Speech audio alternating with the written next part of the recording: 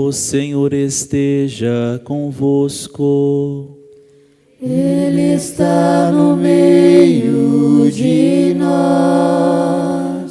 Proclamação do Evangelho de Jesus Cristo segundo São Mateus.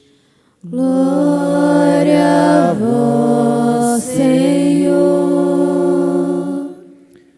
Naquele tempo, partindo dali, Jesus viu um homem chamado Mateus sentado na coletoria de impostos e disse-lhe: segue-me. Ele se levantou e seguiu a Jesus. Enquanto Jesus estava à mesa em casa de Mateus, vieram muitos cobradores de impostos e pecadores e sentaram-se à mesa com Jesus e seus discípulos. Alguns fariseus viram isso e perguntaram aos discípulos: por que vosso mestre come com os cobradores de impostos e pecadores? Jesus ouviu a pergunta e respondeu: aqueles que têm saúde não precisam de médico, mas sim os doentes. Aprendei, pois, o que significa: quero misericórdia e não sacrifício. De fato, eu não vim para chamar os justos, mas os pecadores. Palavra da salvação. Glória a vós, Senhor.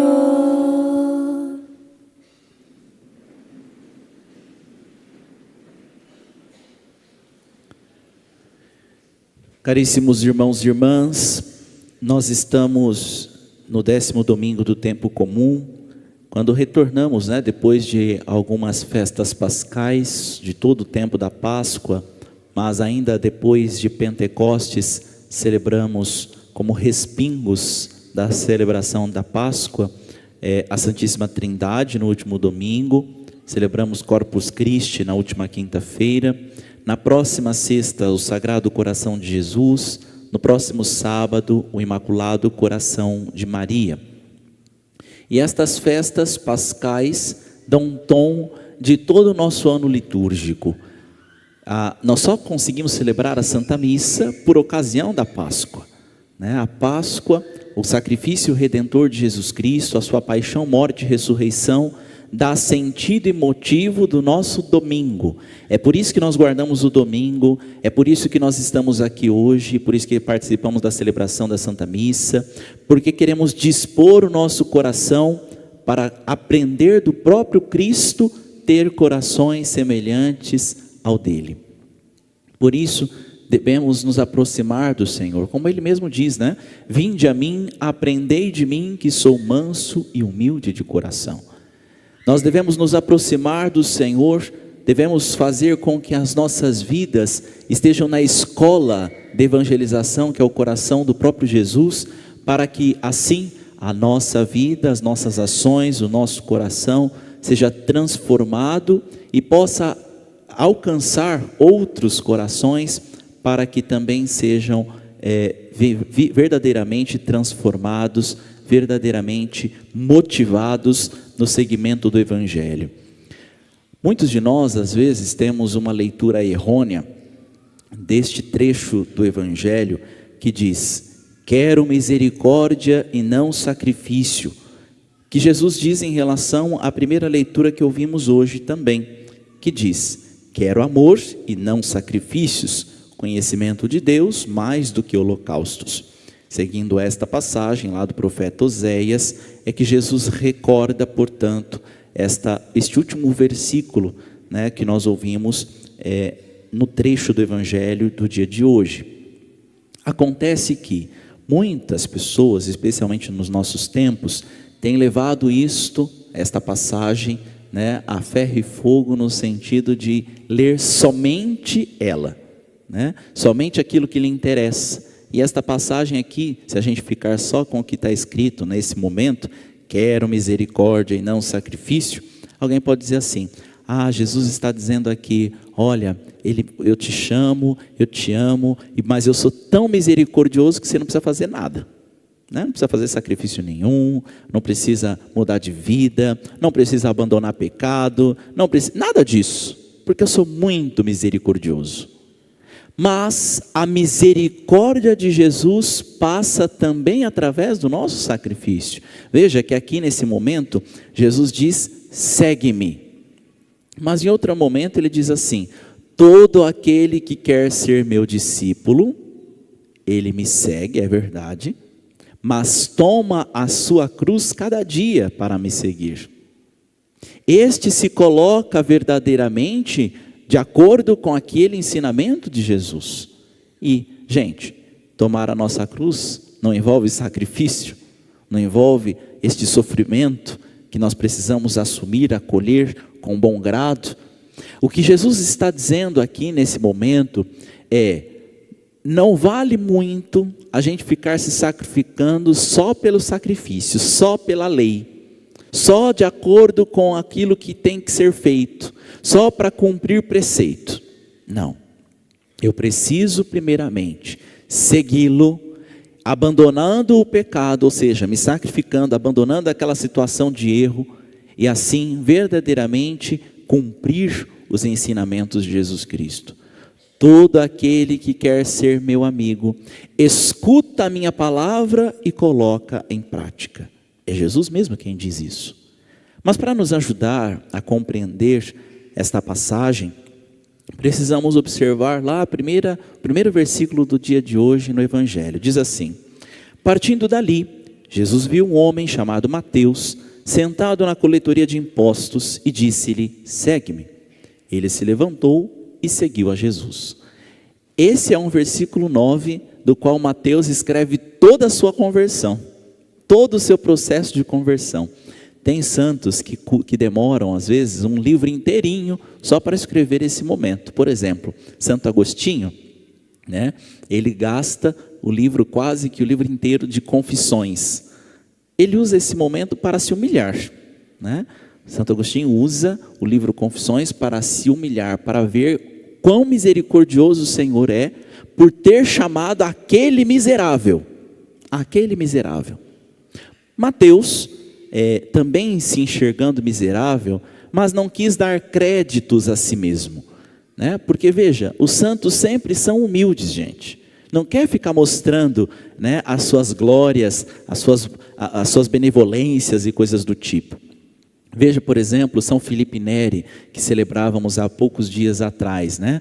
São Filipe Neri, ele tinha o Espírito Santo verdadeiramente fecunda em seu coração, né? Quando ele tem uma experiência com o Senhor, e seu coração fica até inflamado, inchado, a ponto de quebrar as suas costelas, e muitas pessoas eram curadas só pelo fato de ele estar próximo, de ele tocar na pessoa.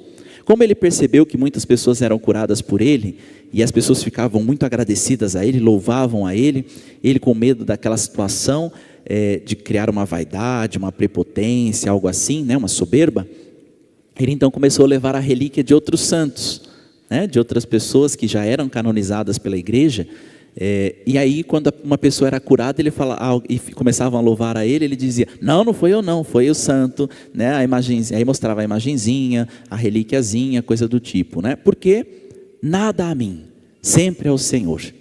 Sempre ao Deus bondade e misericordioso. Assim aconteceu com Mateus, assim acontece com Santo Agostinho, que eu citei agora há pouco, assim acontece com todos aqueles que são separados por Deus. Santo, é isso que significa. Às vezes a gente acha que a santidade envolve, né, um ser puro de luz. Isso é anjo, tá? Isso é um mensageiro que a gente chama de anjo. Esse é o ser puro de luz. Nós, seres humanos, somos convidados a ser santos. Somos convidados a ser separados, eleitos. Isso que quer dizer a palavra santo, o nome santo, o convite à santidade. Sermos separados por quem? Por Deus. Sermos eleitos por quem? Pelo Senhor. É Ele quem nos escolhe. O próprio Jesus recorda isso, né? Antes de vocês me amarem, eu vos amei. Antes de vocês me escolherem, eu vos escolhi. Ele vem a nós por primeiro. E é isso que está escrito exatamente neste versículo que Mateus descreve a sua conversão, a sua mudança de vida, o seu chamado. Diz assim, no versículo 9 ainda, partindo dali onde? A gente precisa entender o que está escrito antes para a gente entender bem o que está acontecendo nesse momento. Versículos anteriores, Jesus estava dentro de uma casa e tinha tanta gente entochada escutando Jesus naquela casa que ninguém conseguia entrar nem sair mais. Aí, alguns amigos trouxeram um paralítico para Jesus curar, mas não conseguia entrar na casa. Lembram-se dessa passagem, né? Então, os amigos abriram o telhado da casa, desceram o paralítico por ali e chegaram, se aproximaram até Jesus. E Jesus, vendo a fé daqueles amigos, perdoa o pecado do paralítico. Não cura fisicamente, mas espiritualmente o perdão é dado àquele pecador, àquele que estava ali buscando a misericórdia de Deus. E veja que o paralítico nem liga muito, ele realmente se alegra só pelo fato de ter sido perdoado. Mas as pessoas ficaram indignadas. Como pode, né, este homem perdoar pecados? Só Deus pode perdoar pecados. A gente não pode se esquecer que Jesus é Deus. Jesus vem em nome de Deus. Jesus tem a autoridade divina. Mas Jesus então diz, para que vocês saibam que o Filho do Homem tem poder de perdoar pecados nesta terra, então eu digo, levanta e anda. Fica curado, te ajeita, te apruma. E aquele homem, já perdoado, já alcançado pela misericórdia divina, também é mais uma vez agraciado pelo olhar misericordioso do Senhor, se levanta e agora também, além da sua cura espiritual, tem a sua cura física. Então imagina, gente, já tinha muita gente ouvindo Jesus, já tinha muita gente espremendo Jesus de todos os lados. Depois dessa situação, imagina quantas pessoas não estavam, né, caminhando, andando junto com Jesus. E Jesus sai desse lugar e, saindo dali, vê, é isso que diz, olha, partindo dali, Jesus viu um homem chamado Mateus. Jesus, vendo aquele homem chamado Mateus, se aproxima dele, que estava sentado na coletoria de impostos. Só Jesus que viu esse homem, gente? Só Jesus? Com essa multidão toda ali em volta, só Jesus que enxerga aquele homem?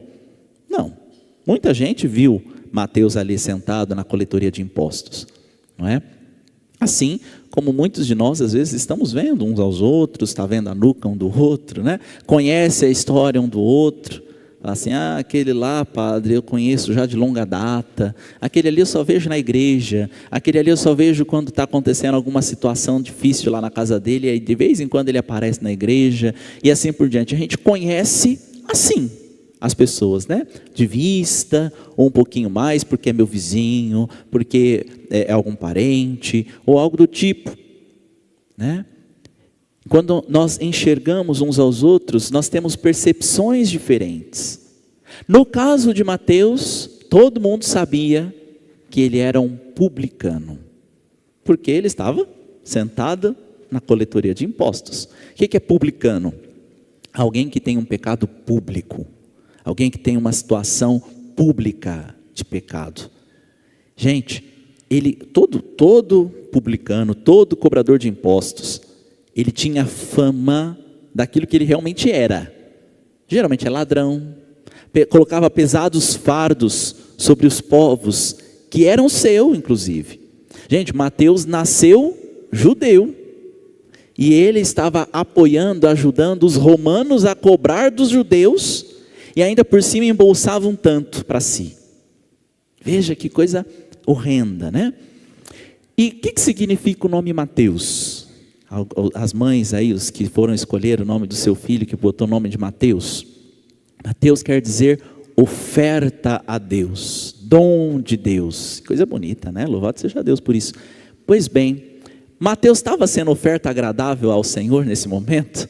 Estava sendo dom de Deus nesse instante? Obviamente não. A sua vida toda em nada se pareceu à oferta de Deus. A mãe, o pai até pensou, né? Fala assim, olha que nome bonito que nós vamos escolher para o Mateus. Que nome bonito nós vamos escolher porque queremos que ele seja oferta agradável ao Senhor. Que ele seja dom de Deus. Mas em nada se pareceu quando ele cresceu e vivenciou a vocação do seu nome. Mas Jesus vendo Mateus, ele enxergou outra coisa que todo mundo estava enxergando. Todo mundo enxergava um pecador público, todo mundo enxergava um publicano, todo mundo enxergava um ladrão, todo mundo enxergava alguém que estava sentado no seu pecado. Porque ele estava exatamente no lugar do seu pecado, literalmente. É como se nós pudéssemos traduzir, né? É como se Jesus estivesse passando perto de um prostíbulo e ao olhar no prostíbulo ele enxergasse lá dentro, né, uma prostituta. É a mesma coisa. Ela estava no lugar do seu pecado, no lugar do seu erro. Entendem? É a mesma equiparação. Publicamente era conhecido como pecador e ele estava exatamente no lugar do seu pecado. Quer ver um outro publicano? Zaqueu. Mas Zaqueu, quando Jesus enxerga, né, ele não estava no lugar do seu pecado, não estava sentado na coletoria de impostos. Né? E percebam que Zaqueu é que vai ao encontro de Jesus. Ele queria ver, estava afobado para saber quem era esse tal de Jesus, baixinho que era, então sobe numa árvore de sicômoro, né? E tenta ver Jesus. Jesus vai ao encontro dele, diz, Zaqueu, desce, porque hoje estarei contigo na sua casa. Mateus, gente, nem se considerava digno de ir até Jesus. Será que aquela movimentação toda, ele não sabia que Jesus estava passando por ali? Por que ele não teve nenhum, sabe, vou lá, vou ver quem é esse Jesus? Será que ele não teve nem essa curiosidade? Certamente teve, mas ele era odiado por todo mundo. Imagina ele no meio daquela multidão, né? O povo ia surrar ele, aproveitar para dar uns espetelecos nele. Ele falou assim, olha, quer saber, eu não sou digno nem de me aproximar desse Jesus. E continuou fazendo o que tinha que fazer. Muitas são as vezes que nós, por ocasião de algum pecado, por ocasião de alguma situação que nós passamos, nós olhamos para nós mesmos e falamos assim, não tem mais jeito, né? Já era. Não, nem Jesus mais dá jeito nisso. Nem Jesus mais tem o que fazer comigo. Ou às vezes nós pensamos isso de tantas e tantas pessoas, né? Olhamos para alguém e diz, olha, aquela pessoa era tão boa, isso e aquilo outro, tinha tudo para dar certo, mas a gente só sabe olhar e observar o que a pessoa está submersa, afogada até o pecado. E é isso que a gente enxerga, como todas aquelas pessoas enxergavam em Mateus. Mas Jesus, vendo Mateus sentado na coletoria de impostos, sentado no seu pecado, enxergando Mateus, não vê ali um cobrador de impostos, um pecador público. Vê ali o que ele pode ser. Ele pode ser um bom discípulo. Ele pode ser um apóstolo fiel. Ele pode ser um evangelista de primeira. E por isso, vendo Mateus, se aproxima dele e diz, segue-me. O Papa Francisco, inspirado nesta passagem, ele escolhe o seu lema pontifício, né? Se você olhar o brasão do Papa Francisco, tem lá bem embaixo escrito assim, miserando atque eligendo, ou seja, com misericórdia me elegeu. Misericordiando me elegeu. Nem existe essa palavra em português, mas é a mesma que consegue traduzir mesmo aquilo que é. Usando de misericórdia, ou seja, misericordiando, ele me elegeu, ele me escolheu, ele me separou. Foi isso que Jesus fez, gente, com Mateus. Ele olhou Mateus sentado, submerso no seu pecado, arrasado por aquela situação, que não conseguia nem ver 2 palmos à sua frente. Se aproxima dele e elege, escolhe, separa para si. É isso que Jesus faz também conosco. Quando nós olhamos para nós mesmos, o que nós enxergamos? Alguém todo cheio de pecado. Alguém submerso no erro. Alguém que não tem muito jeito. Alguém que está e se encontra doente. E aí Jesus olha para nós com misericórdia, como um bom médico, e nos separa para si, e nos chama para si. E veja, gente, ele não disse para Mateus: Mateus, eu estou te vendo aí submerso no pecado, no erro, no pecado, na situação toda errada, mas Mateus, eu te amo tanto que você pode continuar aí. Você pode continuar fazendo o que você está fazendo. Não, segue-me. E aí, gente, Mateus não pensa duas vezes, porque ele sabe que naquele momento a felicidade estava chamando ele verdadeiramente. Ele sabia que naquele momento ele iria encontrar verdadeiramente o real sentido da sua vida. Aquele nome que os pais dele escolheu, né, a oferta agradável ao Senhor, poderia ser verdadeiramente vivida. E ele se oferta, ele se sacrifica, ele é verdadeiramente dom de Deus. E hoje nós temos e lemos inclusive o seu evangelho, escrito por ele mesmo. Nós observamos exatamente esta realidade. E aí precisamos entender: este Senhor que me chama, este Senhor que me separa, este Senhor que me elege, com misericórdia, com amor, Ele está enxergando o que em mim? Ele me chama para ser o que no seu reino? Nós cantávamos, né? Coração Santo, tu reinarás. Nós pedimos isso ao Senhor, para que Ele reine em nós, mas também através de nós, que consigamos nos ofertar ao Senhor, para que Ele, transformando as nossas vidas e os nossos corações, também nós consigamos ofertar aos irmãos o dom de Deus. Consigamos ser oferta agradável ao Senhor também, quando nos ofertamos aos irmãos, quando fazemos com que o coração de Jesus seja amado, glorificado através dos outros, por nossa vida, através da nossa oferta. E é isso, portanto, caríssimos, que gera, né, um burburinho. O que Jesus está fazendo? O vosso mestre está sentado na casa de um publicano, está comendo com cobradores de impostos e pecadores. Talvez até a gente, né, começa a falar: vocês viram onde é que o padre estava na casa esses dias? Vocês viram onde é que fulano estava esse tempo atrás?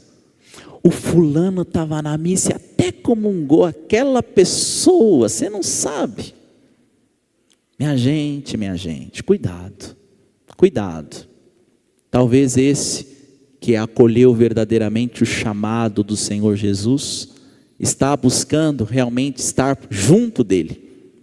E você, na sua rapidez de julgamento, na sua rapidez de um coração perverso, na dureza da sua cabeça e do seu coração, se coloca exatamente como um fariseu, se coloca exatamente como aquele que está pronto a atingir o outro. Claro, nós precisamos buscar ajudar o outro, estender a mão, olhar com misericórdia o outro, para também que ele seja separado, para que ele também saia do pecado, para que ele também saia daquela situação errada.